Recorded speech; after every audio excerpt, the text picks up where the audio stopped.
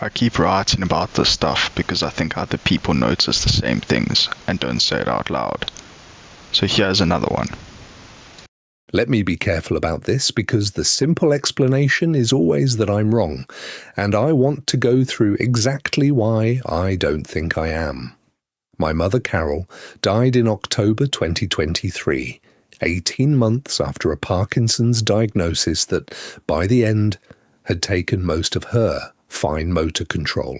She was 68. I was the one who sorted her apartment because my brother lives overseas, and it fell to me, the way things like this always fall, to whoever is closest. I'm not resentful about it. I want to be clear about that because it matters to how I read what I found. The address book is a small green hardcover, about the size of a paperback, with a pen loop on the spine. She'd had it since before I was born.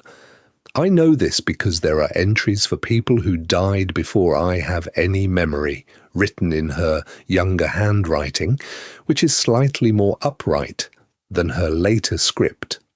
I know her handwriting across decades. I grew up reading her grocery lists, her birthday cards, the notes she tucked into school lunches, until I was embarrassed enough to ask her to stop.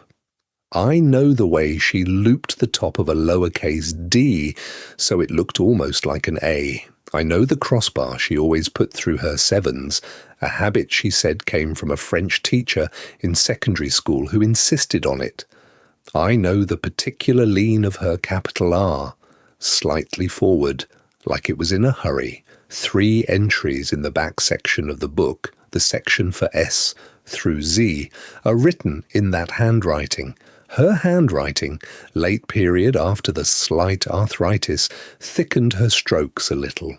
Not her early handwriting, her handwriting from roughly the last 10 years of her life, which means these entries were made sometime after 2013. I don't recognize any of the 3 names. Not from family, not from her friends, not from the neighbours I grew up around, or the church she attended for 30 years, or the book club she joined after my father left.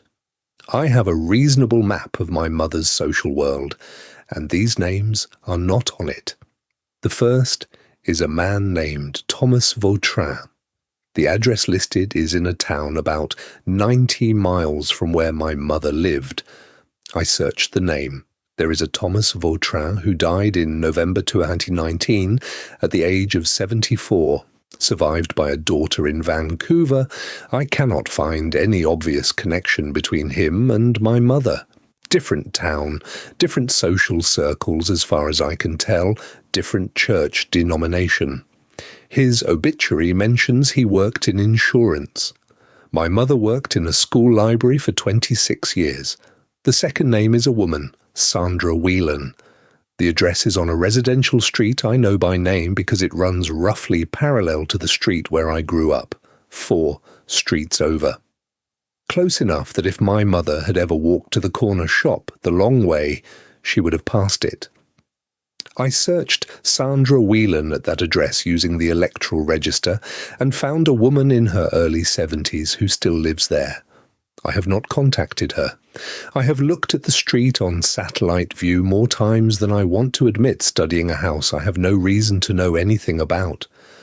My mother never mentioned a Sandra Whelan. Not once.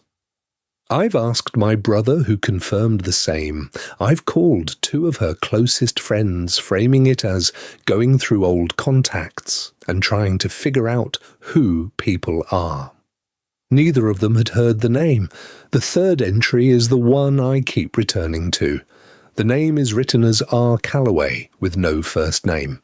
The address is incomplete, a street name and a town, but no house number.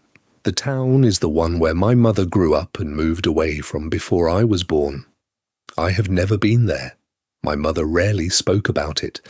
When I asked as a child, she would say there was nothing to go back for, which I took at face value the way children do.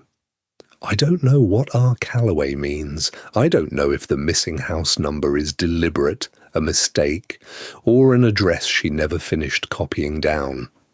I don't know why these 3 entries are grouped in the same section of the book. written in the same ink, appearing to be from the same sitting, as if she wrote all three at once. Here is the thing I have to keep reminding myself. My mother had 40 years of her life before I was born. She had friends I never met, a town she left without explanation, a history I have only in fragments.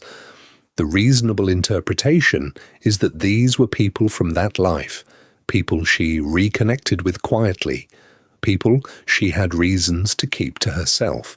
That's the reasonable interpretation, but the Parkinson's diagnosis came in 2021. By 2022, her handwriting was already affected, the fine control going first. The entries are in her handwriting from before that, which means if she wrote them herself, she wrote them between 2013 and 2021, 8 years in which she apparently maintained contact with, or at least kept the address of, 3 people she never once mentioned to me. I've been sitting with this for 4 months. I could call the number listed next to Sandra Whelan's address. I could drive to my mother's hometown and look up what our Callaway might be short for. I could do the thing I know I'm avoiding, which is to ask my mother's sister whether the name Callaway means anything to her. I haven't done any of those things yet. What I have done is gone back through the address book twice more, looking for anything else I missed. The second time, I noticed something I'd overlooked. On the inside back cover, in pencil, very faint, in that same late handwriting, there are what look like 2 lines of text. The first looks like a date, though the month is smudged, and I can only make out the year 2017. The second line is just 4 words. I can read 3 of them clearly. The fourth is where the pencil has faded almost to nothing, and I have not yet decided whether I want to try harder to read it. If you've ever found something in a deceased parent's belongings that rewrote part of what you thought you knew, I'd want to hear how you decided what to do with it. Some of this I'm still working through. I'm not going to ask you to subscribe. If you find yourself thinking about this one tomorrow, you'll come back. That's how it works.